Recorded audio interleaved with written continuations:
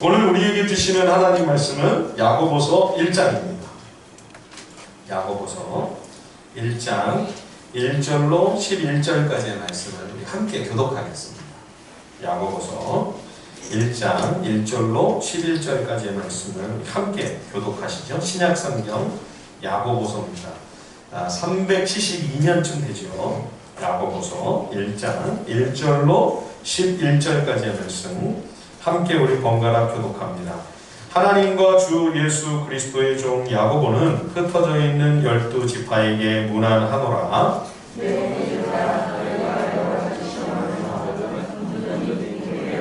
이는 너희 믿음의 시련이 인내를 만들어내는 줄 너희가 알미라. 인내를 온전히 이루라. 이는 너희로 온전하고 위하여 조금도 부족함이 없게 하려 하노라. 너희 중에 누구든지 지혜가 부족하거든 모든 사람에게 후히 주시고 꾸짖지 아니하시는 하나님께 구하라. 그리하면 주시리라. 오직 믿음으로 구하고 조금도 의심하지 말라. 의심하는 자는 같이 바람에 밀려 요동하는 바람의 결 같으니 이런 사람은 무엇이든지 주께 얻기를 생각하지 말라. 또 마음을 품어 모든 일에 정함이 없는 자다. 낮은 형제는 자기의 높음을 자랑하고 부한 형제는 자기의 낮아짐을 자랑할지니 이는 그가 불의 꽃과 같이 지나가느라. 다 함께 해가 돋고 뜨거운 바람이 불어 불을 말리면 꽃이 떨어져 그 모양의 아름다움이 없어지나니 부한 자도 그 행하는 일에 이와 같이 쇠잔하리라. 아멘. 예, 잠언 말씀 묵상을 마치고 신약성경 야고보서 묵상이 시작이 되었습니다. 야고보가 성경에 여러 명이 나옵니다. 예수님의 제자 중에 두 사람 이름이 야고보입니다. 세베데의 아들 야고보, 사도 요한의 형제죠. 그리고 또 잘 알려져 있지는 않지만 알페오의 아들 야고보가 또 12제자 중에 한 사람입니다. 그런데 오늘 이 야고보서의 기록자 야고보는 예수님의 12제자 중에 한 사람이 아니고요. 예수님의 친동생 야고보입니다. 예수님의 모친 마리아가 성령으로 잉태하여 예수님을 출산한 후에 요셉과의 사이에서 세 아들을 더 낳았습니다. 예수님의 여동생들도 있었죠. 예, 그 누이들이라고 했기 때문에 정확히 몇 명이라고 하지 않지만 최소한 둘 이상의 여동생들이 있었음이 분명합니다. 그러니까 적어도 더 많을 수도 있고 예수님 형제들이 6남매였던 거죠. 최소한. 예수님과 함께 같이 자란 그 남동생 셋 중에 바로 밑에 동생이 오늘 이 책의 기록자 야고보입니다. 하지만 그는 처음에 예수님을 메시아로 인정하지 않았습니다. 그런데 나중에 이제 예수님의 십자가와 부활 사건을 목격하고 나서 예수님이 그냥 같이 자란 내 형 정도가 아니라 하나님께서 메시아로 약속하신 그 구원자 하나님의 아들이심을 믿고 신앙에 귀하게 됩니다. 그래서 오늘 야고보가 자신을 이렇게 소개하죠. 오늘 본문 1장 1절을 보십시오. 하나님과 주 예수 그리스도의 종 야고보는, 그렇죠? 내가 예수님의 동생 야고보다 이렇게 말하지 않습니다. 하나님과 주 예수 그리스도의 종, 주 예수 그리스도의 심부름꾼 야고보, 이렇게 소개합니다. 그는 비교적 예수 그리스도의 제자 공동체에 뒤늦게 합류했지만 그러나 그의 신앙과 인격과 지도력이 신망을 얻어서 예루살렘 교회를 이끄는 지도자가 되어 중요한 사명을 감당하게 됩니다. 그러니까 예수님의 12사도들에 비하면 오늘 이 야고보나 또 사도 바울도 그렇죠. 예, 사실 베드로와 요한과 야고보처럼 먼저 일찍 교회에 들어온 사람들이 아니죠. 그럼에도 불구하고 갈라디아서나 사도행전을 보면 나중에 뒤늦게 들어온 사도 바울이 공개석상에서 베드로의 실수를 꾸짖는 모습을 볼 수 있습니다. 그럼에도 불구하고 나중에 이제 예루살렘 총회에서 베드로가 바울을 감싸주면서 그의 주장과 신학을 편들어주고 인정하며 바울의 손을 들어주는 것을 볼 수가 있지요. 그리고 오늘 이 책의 저자 야고보 역시 초대교회 공동체에 비교적 뒤늦게 들어온 제자임에도 불구하고 그가 예루살렘 교회를 이끄는 장로로서 정말 막중한 사명을 감당한 것을 보면 이 초대교회가 얼마나 유연한 공동체였나, 닫히고 꽉 막힌 공동체가 아니라 얼마나 활짝 열린 공동체였는가 하는 것을 우리는 짐작할 수 있습니다. 세상에서는 상상하기 어려운 교회 공동체의 이러한 특별함과 매력으로 인해 초대교회는 외부적으로 많은 박해와 핍박에 시달리고 있음에도 불구하고 또 크리스찬이 되면 많은 고충과 엄청난 손해와 피해를 감수해야 됨에도 불구하고 계속해서 끊임없이 사람들이 교회 안으로 들어와서 예수님을 구주로 영접하고 제자가 되는 그런 일들이 계속되었던 거죠. 여러분, 교회의 진정한 부흥은 어떤 전략이나 방법론이나 프로그램에 있지 않습니다. 우리가 진정한 신앙인으로 성숙해가며 교회가 교회다운 모습을 회복하게 되면 사람들은 그 공동체로 계속 나올 수밖에 없는 것이죠. 자, 그런데 오늘 본문의 첫 인사말을 가만히 살펴보시면 당시 초대교회 성도들이 처했던 상황이 어떠했는가를 우리가 짐작할 수 있습니다. 1절과 2절을 우리 다 같이 한번 읽어보실까요? 야고보 1장 1절과 2절입니다. 시작. 하나님과 주 예수 그리스도의 종 흩어져 있는 열두 지파에게 문안하노라. 내 형제들아, 너희가 여러 가지 시험을 받는거든 온전히 기쁘게 여기라. 예, 여기 1절에 열두 지파라는 것은 이제 그리스도 안에서 하나님과 생명적인 언약관계 안에 들어온 새로운 이스라엘, 영적 이스라엘 백성, 그러니 구원 얻은 하나님의 모든 백성들을 의미하는 단어이지요. 그런데 이 하나님의 자녀들이 흩어져 있습니다. 이 디아스포라라는, 여러분도 잘 아시는 유명한 말이죠. 흩어져 있다. 디아스포라. 이 디아스포라라고 하는 이 단어는 참 아픔이 깃들어 있는 말입니다. 북이스라엘이 아시리아에 멸망을 당하고 남유다 왕조도 바빌로니아 제국에 의해 정복이 되어서 예루살렘 성전이 완전히 파괴되고 예루살렘이 완전히 다 무너져서 하나님의 백성들이 멀리 이역만리로 포로로 끌려가고 온 세계 여러 나라에 뿔뿔이 흩어지게 됩니다. 이 흩어져 있는 하나님의 자녀들, 이 한마디 속에서 얼마나 하나님의 사람들이 심한 고충과 고통 가운데 처해 있었을까 하는 것을 우리는 짐작할 수 있습니다. 그런 가운데서도 유대의 전통과 정체성을 잃어버리지 아니하고 율법대로 살려고 안간힘을 쓰다가 개중에는 예수 그리스도의 복음을 전해 듣게 되고 그 약속하신 메시아가 오셨다, 그분이 십자가를 지시고 그분이 부활하셨다, 그분이 하나님의 약속하신 구원자다 하는 사실을 믿고 받아들이게 되어 예수 그리스도의 몸된 공동체의 일원이 되고 지체가 되는 그런 놀라운 일이 벌어진 것이죠. 그 사람들이 지금 이 야고보서, 이 편지를 받아서 읽고 있는 것입니다. 그런데 그렇게 교회 안에 들어와 있는 주님의 제자들 앞에 닥친 상황은 말로 다 표현하기 어려운 참담한 상황이었습니다. 밖으로부터의 박해와 핍박, 그건 말할 것도 없고, 이 당시에 그리스도인이라고 하면 온갖 차별과 혐오에 시달려야만 했지요. 더군다나 주 46년경에는 예루살렘을 비롯하여 팔레스타인과 고대 근동 전역에 심한 기근이 있었습니다. 예, 그래서 경제적으로도 정말 혹독한 어려움에 처해 있었던 거죠. 그래서 사도 바울이 이제 1차, 2차 선교 여행을 하면서 소아시아와 마게도니아 이방 지역에 많은 예수 그리스도의 교회들이 일어났잖아요. 주로 이제 이방인 출신, 유대인 출신도 있었지만, 그러나 아무래도 이방 지역이기 때문에 많은 유대인 출신 그리스도인들이 예수를 믿어서 교회 공동체를 이루게 되었는데, 그들에게 바울이 구제 기금을 좀 모금을 하자, 간곡하게 부탁을 합니다.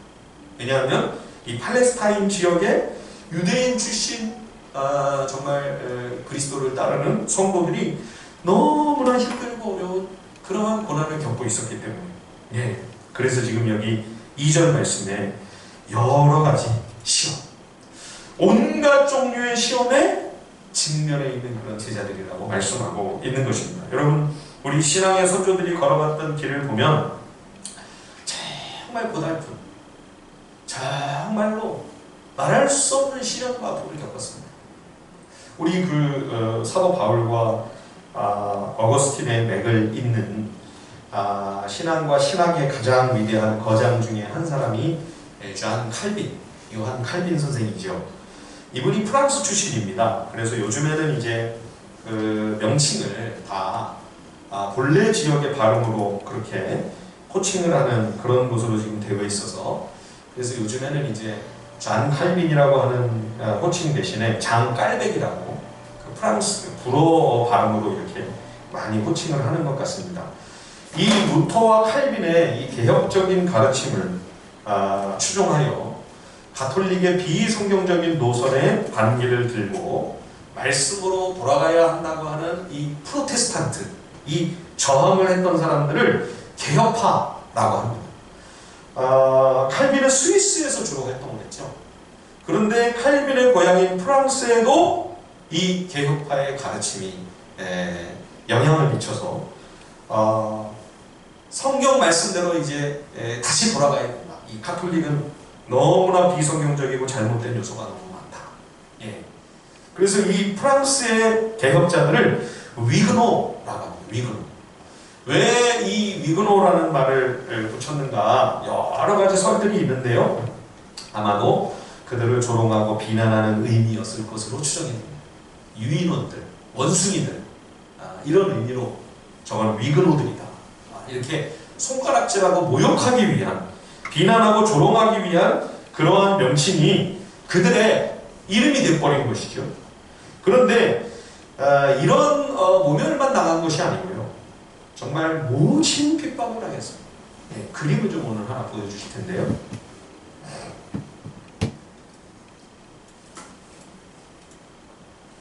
이게 프란시스 듀보아라고 하는 화가가 그린 성 바돌로뮤 축일의 대학살이라는 유명한 작품입니다. 보시면 사람들을 다 이렇게 해치고 찔러 죽이고 그래서 쓰러져서 피 흘리고 하는 끔찍한 그림이죠.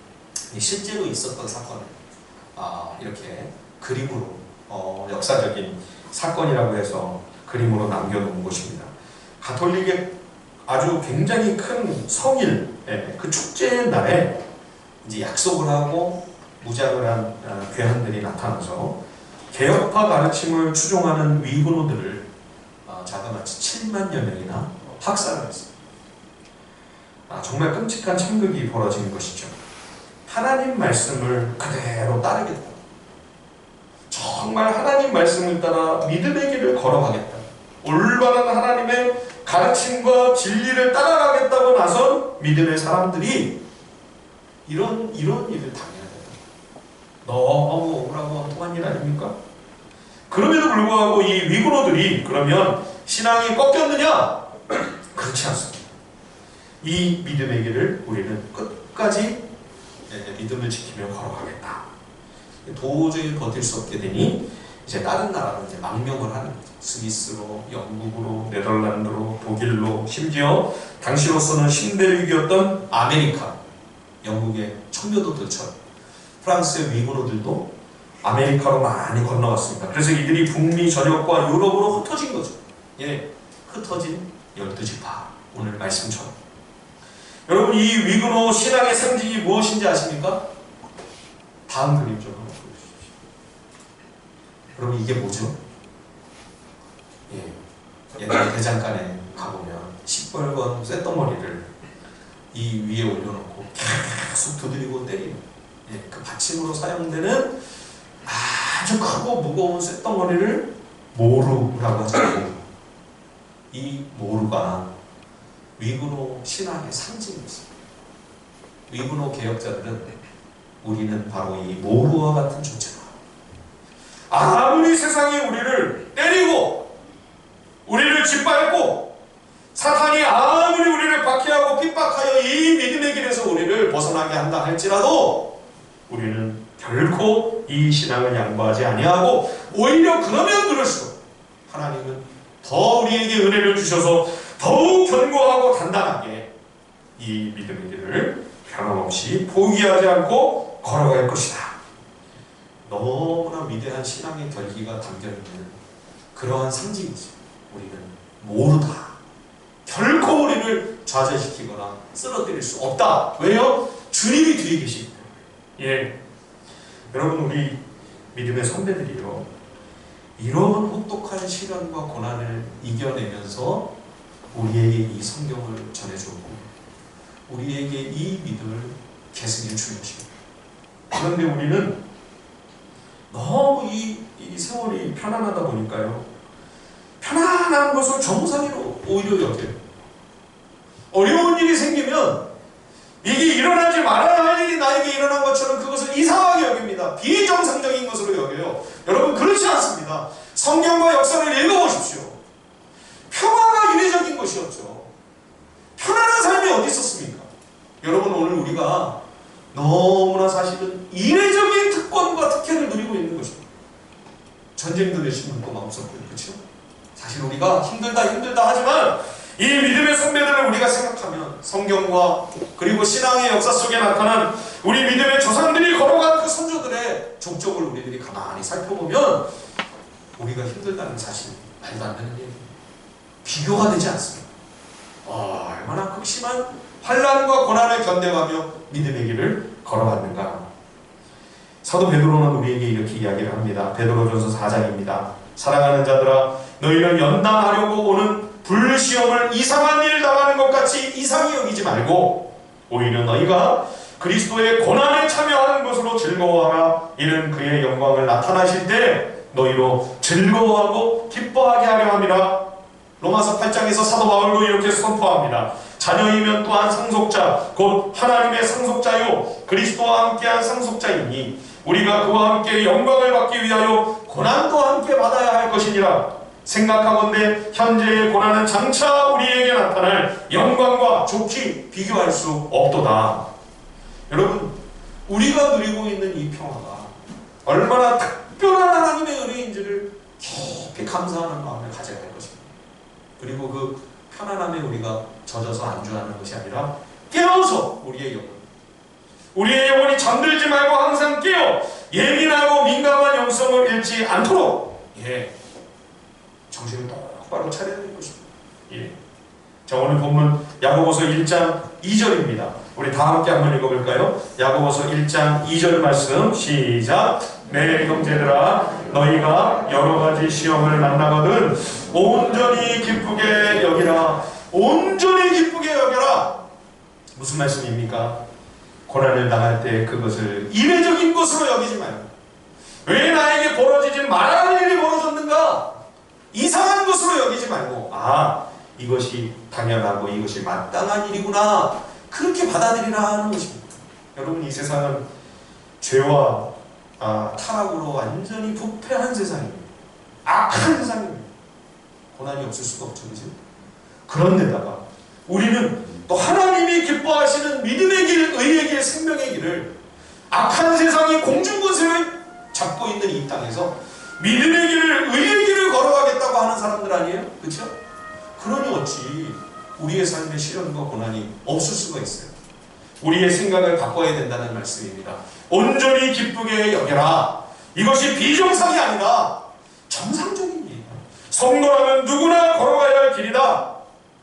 또한 이렇게 말씀하고 있는 이유는 하나님의 사랑을 받는 성도는 어떤 시련과 고난이 닥칠지라도 나를 아끼시는 아버지께서 그 모든 상황을 섬세하게 다 다스리시며 통치하시고 계시기 때문입니다. 그리고 하나님은 나의 복과 영원한 유익을 위한 확실한 계획을 가지고 그 모든 상황을 하나님이 허용하고 계시는 것이기에 안심할 수 있다는 말씀입니다. 여러분, 성도는 고난 중에서도 안심할 수 있습니다. 주님 품 안에서 두려워하지 아니하고 불안해하지 아니하고 우리가 담대할 수 있습니다. 비록 다 이해할 수는 없지만, 그러나 하나님께서는 깊고 놀라운 하나님의 선하신 계획이 있어 이 모든 것들을 하나님이 관리하고 계심을 우리는 믿기에 그 하나님을 믿고 신뢰함으로 어떤 상황 속에서도 마음의 평안을 누릴 수가 있는 것입니다. 참 신비롭고 놀라운 은혜입니다. 뿐만 아니라 우리는 성도의 고난의 목적을 분명히 알고 있습니다. 그 이유나 원인이나 그 자세한 연유와 사연을 우리는 다 알 길이 없습니다. 그럼에도 불구하고 분명한 건 한 가지가 있습니다. 우리의 고난에는 반드시 목적이 있다는 것입니다. 예. 자, 3절 말씀 제가 한번 읽어볼게요. 야고보 1장 3절입니다. 이는 너희 믿음의 시련이 인내를 만들어내는 줄 너희가 알미라. 예. 하나님의 계획이 바로 여기에 있습니다. 믿음의 시련으로 우리로 하여금 훈련이 되고 단련이 되도록 하는 것. 예. 우리의 믿음을 성장시키기 위하여. 예. 이유는 뭐 여러 가지가 있을 수 있어요. 내 잘못으로 어떤 고난이 내 죄로 말미암아 초래될 수도 있고요. 그렇죠? 또 나는 아무 잘못도 없는데 정말 이해할 수 없는, 도저히 납득이 안 되고 받아들이기 어려운 애매한 고난이 닥칠 때도 있습니다. 그 이유와 원인과 연유가 무엇이든지 간에 상관이 없이, 예, 어떤 종류든지 우리에게 닥치는 모든 고난은 믿음의 시간이다. 그걸 통해서 우리를 영적으로 거룩하고 또 우리의 신앙과 믿음을 더 성숙하게 빚으시기 위한 하나님의 섭니다. 언젠가 그 심리학자들이 동물 실험을 했다고 해요. 이 쥐의 그 뇌에 미세한 전극을 연결을 한 것이죠. 쾌감을 느끼는 그 쥐의 그 뇌에 자기의 전극을 연결을 해서 쥐가 살고 있는 그 공간에 이제 레버를 누르면 그 자리에 이제 이 전류가 흐르고 자극이 가면서 쾌감을 느끼는 거예요. 그렇게 장치를 해놓고 실험을 했는데 얼마 지나지 않아서 쥐가 죽었다는 거예요. 왜 죽었나 봤더니 이거를 누르면 이제 기분이 좋아지잖아요. 그러니까 그거 누르는 재미에 빠져가지고 얘가 밥도 안 먹고 계속 이것만 누르다가 결국에는 굶어서 죽었다는 거예요. 예. 고난과 시련이 없는 인생, 즐거움과 쾌락만 계속되는 인생이 여러분 좋을 것 같습니까? 굉장히 위험한 일입니다. 망가지는 길이죠. 그렇죠. 예. 인생의 고난과 시험을 통해 하나님께서 내 영혼을 일깨우고 싶어요. 나라고 하는 인간을 하나님께서 그 고통과 시련 속에서 빚어가시고 완성해 가시는 것이죠. 예. 자, 1장 4절 말씀을 한번 다 같이 한번 읽어볼까요? 야고보서 1장 4절입니다. 다 같이 시작. 인내를 온전히 이루라. 이는 너희로 온전하고 구비하여 조금도 부족함이 없게 하려 함이라. 예, 우리가 잠언을 묵상할 때도 우리를 온전한 지혜자로 성숙하게 하시는 것이 하나님의 계획이다 하는 것을 우리가 살펴보았죠. 잠언만이 아닙니다. 율법 전체가 우리에게 가르쳐주는 교훈이고요. 여기 신약도 지금 같은 맥락임을 우리가 보게 됩니다. 온전하고 구비하여. 이 구비한다는 것은 완벽하게 준비가 된다는 뜻입니다. 그러니 온전하고 완벽하게, 한마디로 조금도 부족함이 없이 완전하게 우리를 빚으시는 것. 이게 나를 구원하시고 나를 사랑하시는 하나님의 계획입니다. 이 땅에서 우리를 이렇게 계속 다듬어 성숙하고 온전한 그리스도의 제자로 세우시며 장차 우리가 이 땅에서의 모든 삶을 마치고 주님이 나를 부르시는 그날 구원의 완성에 이르러 주님과 함께 영원토록 영광 가운데 거하는 존재로 우리를 세우시기 위한, 이것이 하나님의 꿈과 소원이지. 이게 바로 하나님의 비전, 하늘 비전입니다. 예. 이를 위하여 인내를 온전히 이루라 권면하십니다. 이것은 시련과 고난 속에서도 성도가 영광의 미래를 내다보며 참고 견디고 끝까지 믿음으로 버티라고 하는 간절한 당부입니다. 그런데 이거를 그냥 나한테만 짐을 다 주님이 지어놓으시고 잘 견뎌야 된다, 잘 이겨내고 네가 이 온전한 인내를 완벽하게 이루어야 된다, 그런 말씀이 아닙니다. 여기 인내를 온전히 이루라는 말씀에 보다 더 근본적인 뜻은 성도가 인생의 시련과 고난 속에 이 믿음으로 이 모든 시련을 끝까지 잘 이기고 극복할 수 있도록 성도가 몸부림치고 발버둥칠 때 하나님께서 일하시며 하나님이 역사하시는 하나님의 은혜의 역사, 하나님의 은혜의 작용을 지금 강조하고 있는 말씀입니다. 혼자 두지 않으신다는 거예요. 예, 하나님께서 그냥 멀리서 테스트하시며 뒷짐지시고 잘 해내나 못 해내나 한번 보자 구경하고 계시는 게 아니고요. 적극적으로 내 고난의 현장에 함께 오셔서 같이 우시고 같이 아파하시며 그 모든 과정을 이겨내고 극복할 수 있도록 주님이 붙들어 주시고 도와주신다. 예, 그 은혜와 능력으로 이끌어 주시니 낙망치 말고 끝까지 인내해야 된다라고 하는 격려의 말씀인 것이죠. 고린도전서 10장 13절에 이렇게 말씀합니다. 사람이 감당할 시험 밖에는 너희가 당한 것이 없나니 오직 하나님은 미쁘사 너희가 감당하지 못할 시험당함을 허락하지 아니하시고 시험당할 즈음에 또한 피할 길을 내사 너희로 능히 감당하게 하시느니라. 우리가 충분히 그것을 다 감수해낼 수 있도록 가만히 계시지 않고 주님이 오셔서 붙들어 주신다. 예. 그래서 그 장로교의 유명한 교리 중에 하나가 성도의 견인이잖아요. 견인. 거기서 견인이라는 말이 그 자동차 끌고 가는 그 견인이 아니고요. 그 견인은 내가 없어도 그냥 막 끌고 가는 거잖아요. 막무가내로. 예. 근데 여기 성도의 견인이라고 하는 것은 성도가 참고 성도가 인내하고 성도가 견디는 거예요. 주체가 성도예요. 그런데 성도 혼자 자기 힘으로 감당하도록 주님이 내버려 두시는 것이 아니고 성도가 그렇게 아등바등하며 힘쓸 때에 하나님이 역사하시는 것이죠. 사랑하는 성도가 끝까지 견고하게 그것을 이기고 반드시 승리할 수 있도록 하나님이 함께 일하신다. 예. 그래서 선택받은 그 성도가 은혜에서 떨어지지 않도록 그 손을 놓지 않으십니다. 그래서 성도의 견인이라고 하는 말은 성령께서 신자의 마음속에서 하나님의 은혜의 역사를 시작하시고 그것을 계속하시어 마침내 그것을 완성하시는 성령의 계속적인 사역입니다. 성령 하나님의 일하심입니다. 그러므로 인내를 온전히 이루라. 너 어디 한번 해봐라. 모든 짐을 나에게 다 주님이 맡겨놓으시고 주님이 뒷짐지고 멀리서 구경하고 계시는 게 아닙니다. 내가 반드시 도우리라. 한번 해보자. 무슨 일이 있어도 내가 너를 붙들고 있는 그 손을 놓지 않을 것이니 두려워하지 말고 담대하게 이 믿음으로 끝까지 승리하라. 말씀하시는 하나님의 뜨거운 응원인 거죠. 이렇게 하나님이 우리를 붙들어 주시고 우리를 도우시는 가장 실제적인 은혜의 길이 무엇이냐? 그게 바로 기도입니다. 예. 시험을 통과할 때 우리가 하나님의 도움을 청하면 하나님이 언제든 어느 때든 기꺼이 응답하시마 약속하십니다. 자, 5절을 우리 같이 한번 읽어볼까요? 야고보서 1장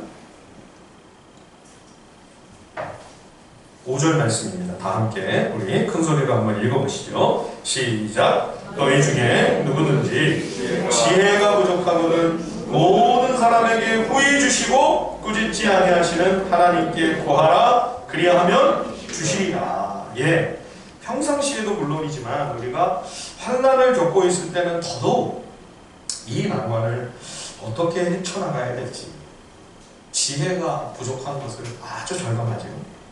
도대체 내가 왜 이런 일을 당해야 하는 것이고 이 문제를 과연 내가 어떻게 반응해야 되고 어떻게 풀어나가야 될지 앞이 보이지 않을 때 그때 하나님께 엎드립니다. 하나님께서 이끌어 주시고 바른 길로 인도해 주시겠다. 여기서 우리는 기도의 가장 중요한 목적과 기능을 알게 됩니다. 기도는 여러분 내가 원하는 바를 하나님께로부터 얻어내는 주문이 아닙니다. 많은 분들이 기도를 아직도 주문이라고 생각해요. 예, 열려라 참깨.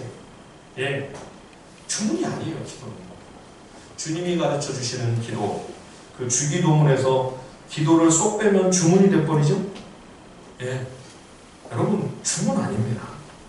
기도는 주문이 아니에요. 주문은 우상숭배적인 탐욕을 성취하기 위한 주술입니다. 가톨릭에는 기도문이 책으로 되어 있죠. 그죠? 미사 때나 또 뭐 장례 미사 이런 걸 보면 그 인쇄된 책을 갖고 그걸 읽으면서 기도를 하는 것을 보게 됩니다. 그런데 여러분, 우리는 인쇄되어 있는 책을 읽지 않습니다. 기도 시간에. 여러분, 우리가 친구 만나서 이야기할 때 이렇게 책 보면서 대화하나요? 책 읽으면서 이야기를 하나요? 그러지 않죠. 예. 기도는 주문을 외우는 비인격적인 행위가 아닙니다. 주님과 실제적이고 생생한 대화를 나누는 인격적인 사귐입니다. 절친을 만나 깊은 속내를 나누는 것처럼, 친밀한 대화를 나누는 것처럼 따뜻한 만남인 것이죠. 그런데 기도하면 지혜를 부족함이 없이 넉넉히 주시겠다 약속하시면서 한 가지 조건이 따라오죠. 자, 야고보서 1장 6절과 7절을 같이 한번 읽어보실까요? 6절과 7절입니다. 시작. 오직 믿음으로 구하고 조금도 의심하지 말라. 의심하는 자는 마치 바람에 밀려 요동하는 바다 물결 같으니 이런 사람은 무엇이든지 주께 얻기를 생각하지 말라. 기도할 때 의심이 나면서 기도하면 안 된다. 의심이 들면서 기도하면 이게 주님이 응답해 주실까 안 해주실까, 아마 안 해주시지 않을까, 이런 마음으로 기도하면 응답은 꿈도 꾸지 말라는 얘기 아니에요? 그러면 여러분, 기도할 때 이게 응답해 주실지 안 해주실지 이게 확실하지 않으면 기도해도 소용이 없는 것입니까? 여러분들은 어떠세요? 기도할 때마다 주님이 이거는 반드시 들어주실 거야, 반드시 응답해 주실 거야, 항상 확신과 믿음이 분명하세요? 예, 솔직하게 말씀해 주셔서 감사합니다. 저도 사실 기도하면서 그런 믿음이 안 들 때가 훨씬 더 많은 것 같아요. 그러면 기도 하나만 안 하잖아요. 응답 안 해주신다니까. 그럼 그냥 기도 안 하는 게 낫겠네요. 오늘 이 6절 7절 말씀은요, 우리 한국교회에서 가장 오해가 되고 있는 말씀 중에 한 부분이 아닐까 싶습니다. 믿음으로 구하고 조금도 의심하지 말라. 의심하는 자는 무엇이든지 주께 받기를 기대하지 말라. 이렇게 되어 있다 보니까 기도에 관하여 어떤 오해가 많았는가 하면, 그러면 의심하지 말고 확신을 가지고 기도하면 반드시 응답이 된다. 그래서 주실 줄로 꽉 믿고, 꽉꽉 믿고, 그래서 기도도 그냥 하면 안 되고 어떻게 해야 돼요? 시게 해야 돼, 시게. 세게도 아니고 시게. 왜 시게 기도해요? 안 믿어지니까. 세게 하고 시게 할수록 안 믿어질 가능성이 큰 거죠. 그 불신앙을 그 열심으로 무마를 해보려고. 그죠? 주님이 모르실까요? 근데 여러분, 저의 경우를 가만히 보면, 그러면 정말 주실 줄로 믿고 기도하면 다 주시나? 어떤 때는 그런 믿음으로 기도했는데도 안 주실 때도 있었거든요. 또 긴가민가 대부분의 경우, 이거는 잘 모르겠는데 그랬는데도 주님이 응답하시는 경우가 있었거든요. 그러면 오늘 이 6절 말씀을 우리가 어떻게 이해를 해야 될까요? 어느 장로님이 사업을 크게 하시는 분인데, 이분은 이제 새벽에 새벽 기도를 교회로 가시는 게 아니라 직장으로 가신다고 합니다. 아침 7시에 매일 출근을 해서 9시 전까지 직원들이 다 출근을 하기 전까지 본인의 그 방에서 매일 큐티와 기도를 하신다고 그래요. 그런데 그분은 기도하실 때 이거 하나님이 기도하는 걸 반드시 응답해 주실 줄 믿습니다, 믿습니다 하면서 그렇게 뜨겁게 기도하시는 그런 스타일이 아니세요, 전혀. 예. 그런데도 하나님이 참 많은 기도의 응답을 경험하게 하신다, 너무 감사하다, 그런 간증을 하시는 것을 제가 들었습니다. 그래서 이분이 한번 생각을 해보셨대요. 아니, 내가 이렇게 믿음이 부족한데 어떻게 하나님이 응답을 해주시지? 이유가 뭘까? 그러면서 자기가 그냥 하나님 입장에서 한번 생각해보니까, 이놈이 어떻게 믿음도 없는데 믿어지지도 않는데 이렇게 매일 와서 기도를 하나. 예, 안 믿어지면 안 와야지 정상인데. 잘 안 믿어지는데도 7시 꼬박꼬박 그 자리에 와가지고 주님께 간청을 하며 매달리니, 그 성실함과 정성을 봐서라도 응답을 줘야 되겠다. 주님이 그렇게 불쌍히 여기셔서 은혜를 베풀어 주시는 것이 아닌가, 그렇게 말씀을 하시더라고요. 여러분, 믿고 확신하고 기도한다고 다 응답되는 건 분명 아닙니다. 또 우리가 마음에 의심이 있고 믿음이 부족한 그런 기도를 드린다고 응답이 꼭 안 되는 것도 아닙니다. 그럼 오늘 이 말씀을 우리는 어떻게 이해하고 적용해야 될까요? 우리가 대화를 나누면서 한국말은 앞에만 들으면 안 되고 끝까지 다 들어봐야 된다, 그렇게 얘기를 하죠. 여러분, 성경도 그렇습니다. 성경도 여기 야고보서 1장 6절 7절까지만 읽으시면 안 돼요.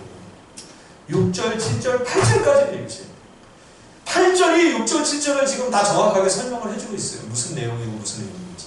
다시 한번 읽어볼까요? 자, 야고보서 1장 6절 7절 8절까지 같이 한번 읽어보겠습니다. 시작. 오직 믿음으로 구하고 조금도 의심하지 말라.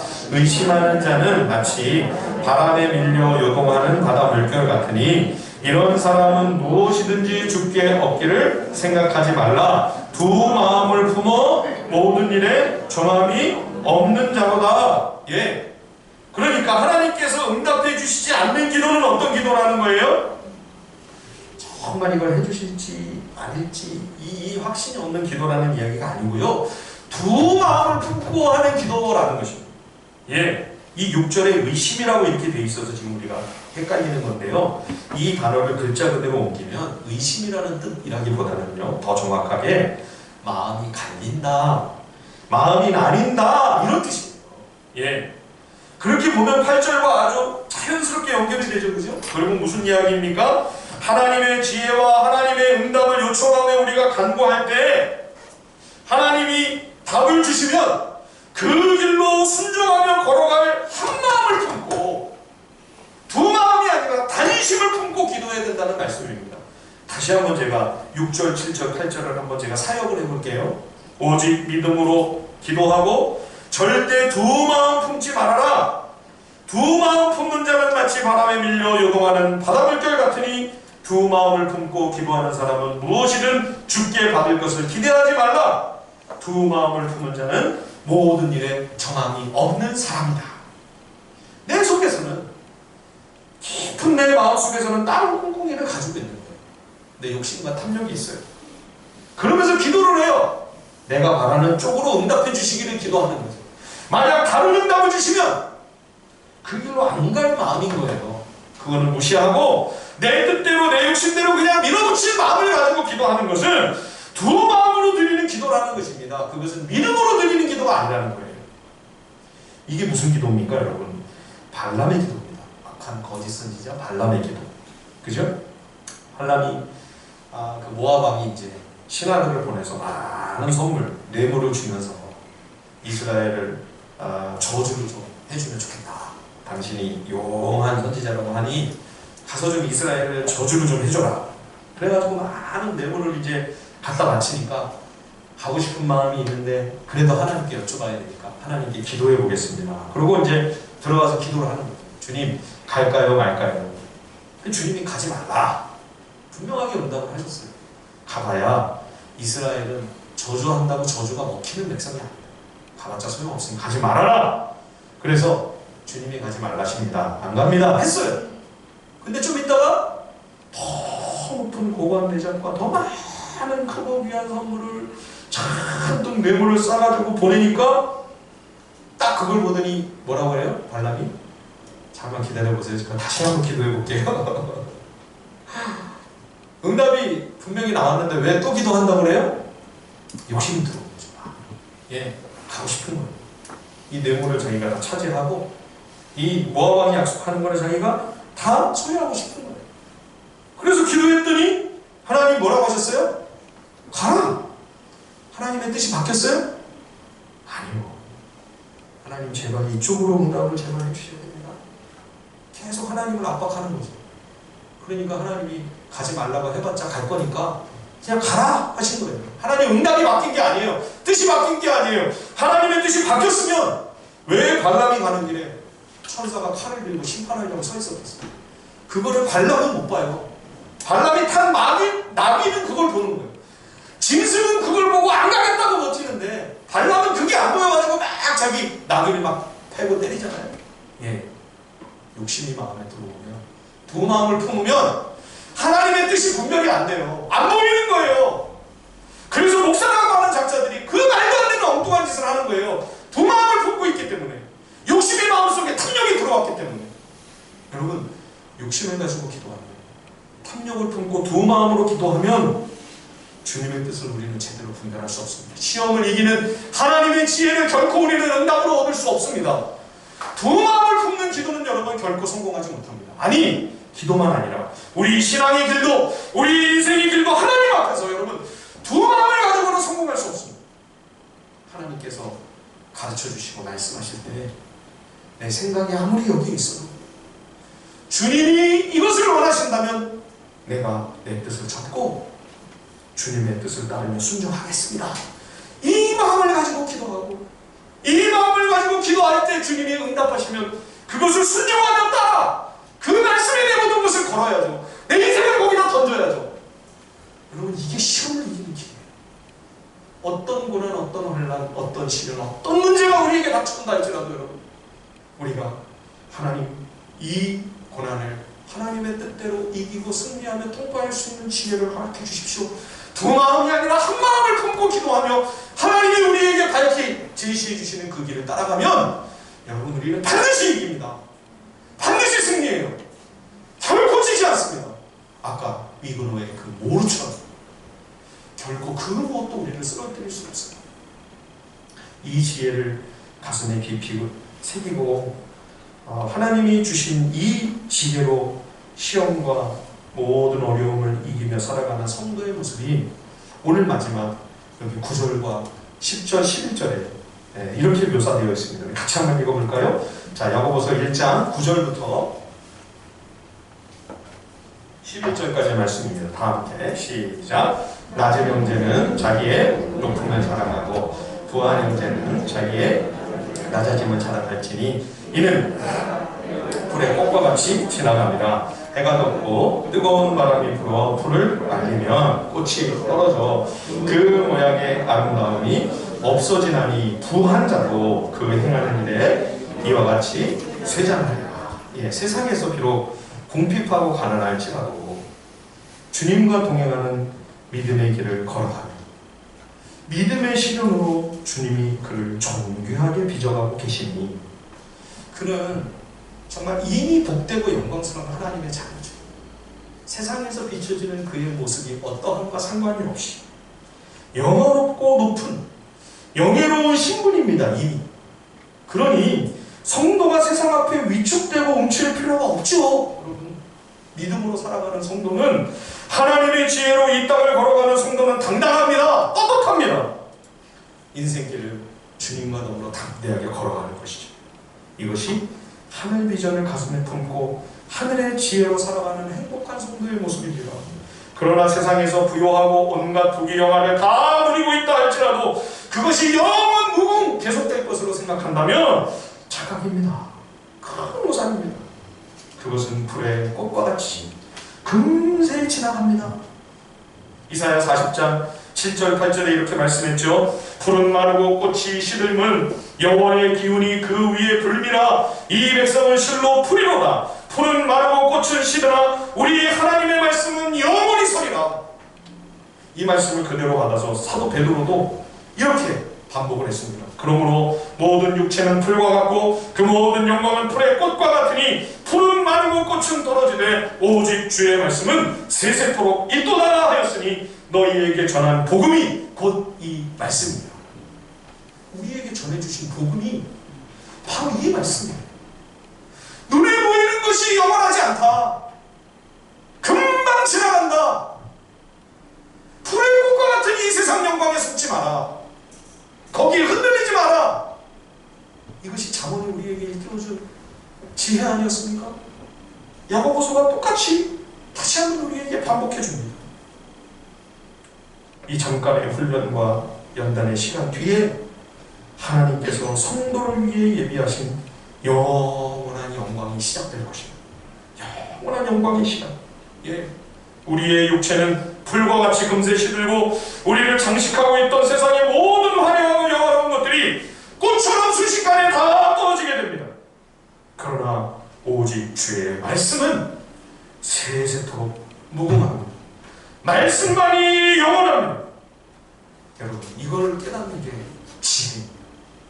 이 지혜를 가지고 우리가 시험에 임하면 어떤 시험이든지 우리가 다 이겨낼 수 있어요. 하나님의 지혜로 시험을 이기고 세상을 이기는 복된 주의 백성들 다 되시기를 우리 주님의 이름으로 간절히 축원드립니다.